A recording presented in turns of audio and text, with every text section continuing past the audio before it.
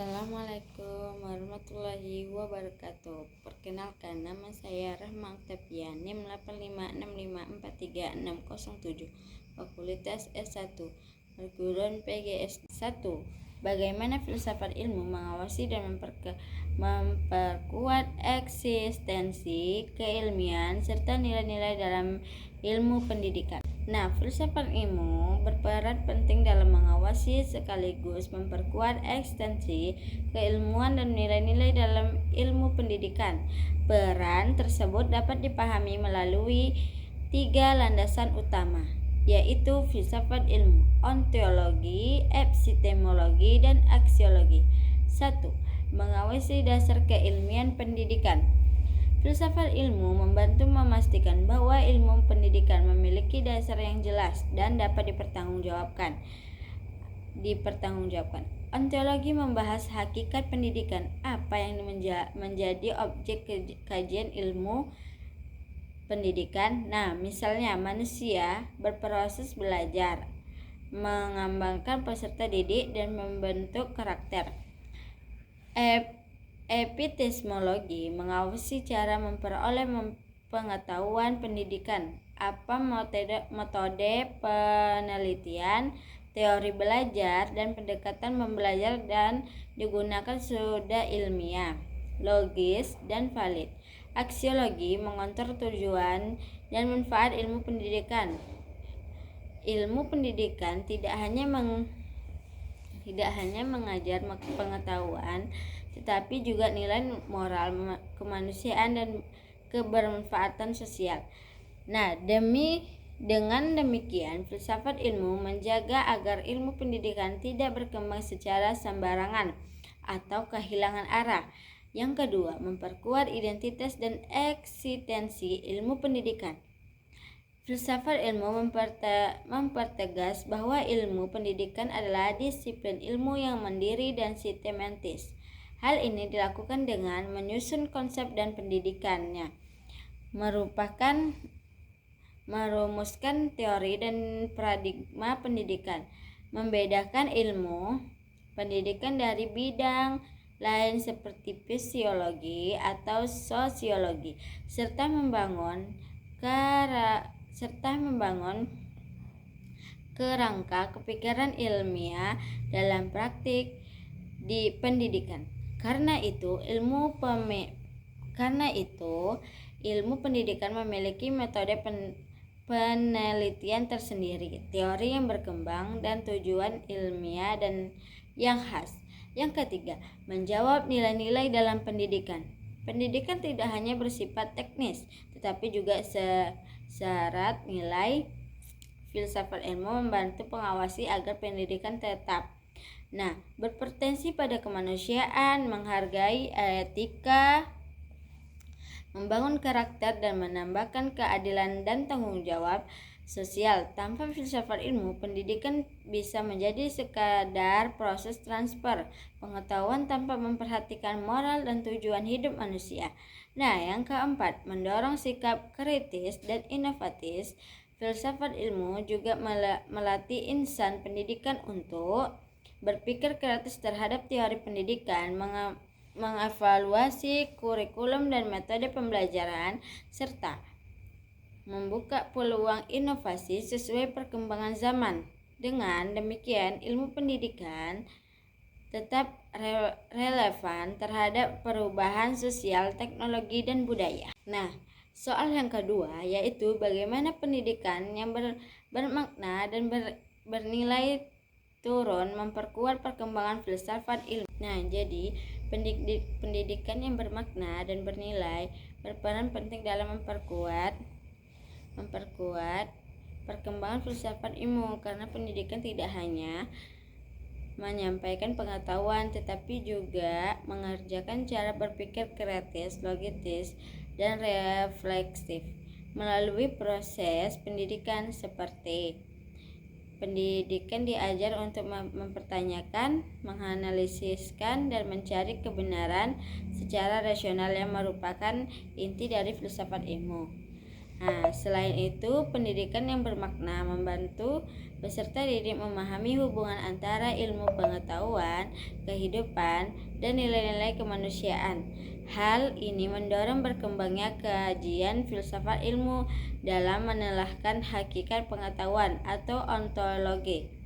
Secara memperoleh pengetahuan yang benar, epistemologi, serta manfaat dan nilai pengetahuan ilmu bagi kehidupan aksiologi. Nah, pendidikan yang berlandaskan nilai juga memastikan bahwa perkembangan ilmu pengetahuan tidak hanya berorientasi pada kemajuan teknologi, tetapi tetap memperhatikan etika, moral, dan tanggung jawab sosial. Dengan demikian, filsafat ilmu terus berkembang sebagai pedoman dalam mengarahkan penggunaan ilmu pengetahuan agar memberikan manfaat bagi manusia dan masyarakat.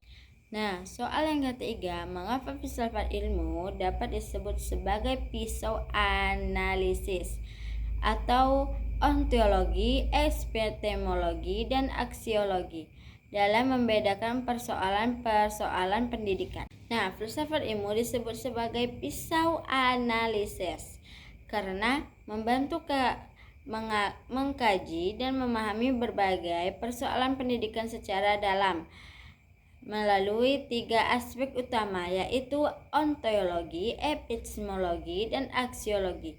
Ontologi atau hakikat atau objek kajian.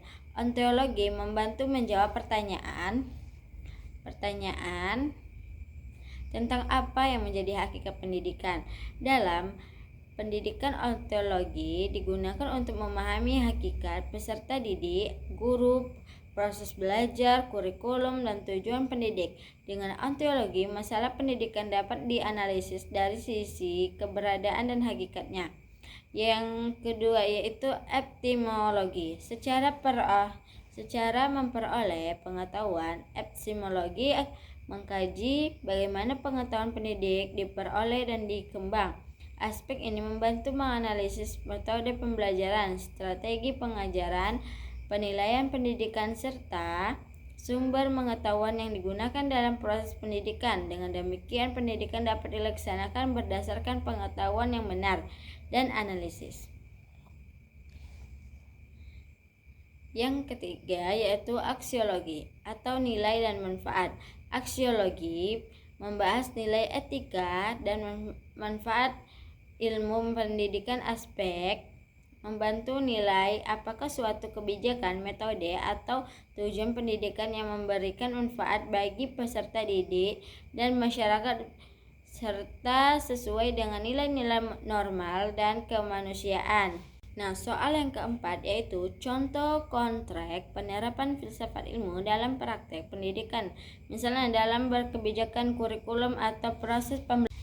Dalam kebijakan pendidikan, pemerintahan menetapkan kebijakan mereka belajar yang didasarkan pada pandangan bahwa setiap peserta didik memiliki potensi dan kebutuhan yang memiliki perbedaan. Kebijakan ini memberi ruang bagi siswa untuk belajar lebih aktif dan kreatif. Ontologi mengakui peserta didik sebagai individu yang unik.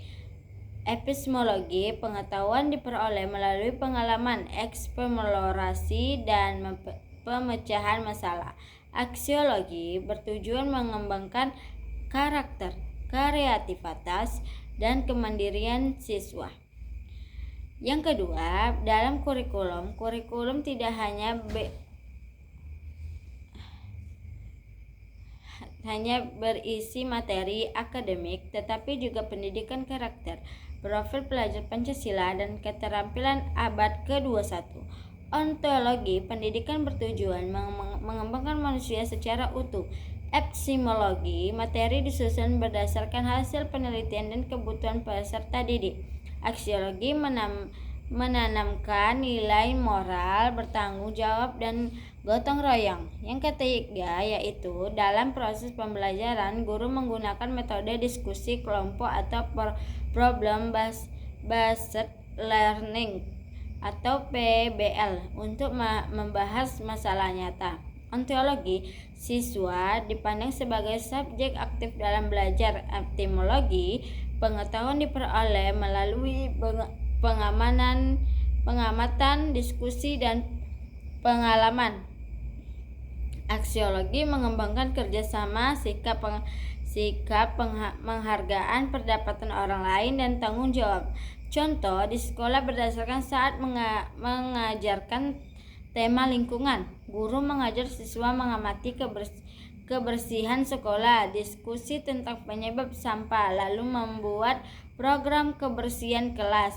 Ontologi, lingkungan menjadi objek pembelajaran nyata. Epistemologi, siswa memperoleh pengetahuan melalui observasi dan pengalaman langsung. Aksiologi menumbuhkan kepedulian dan tanggung jawab terhadap lingkungan. Nah, baik, terima kasih sudah mendengarkan tugas kedua saya.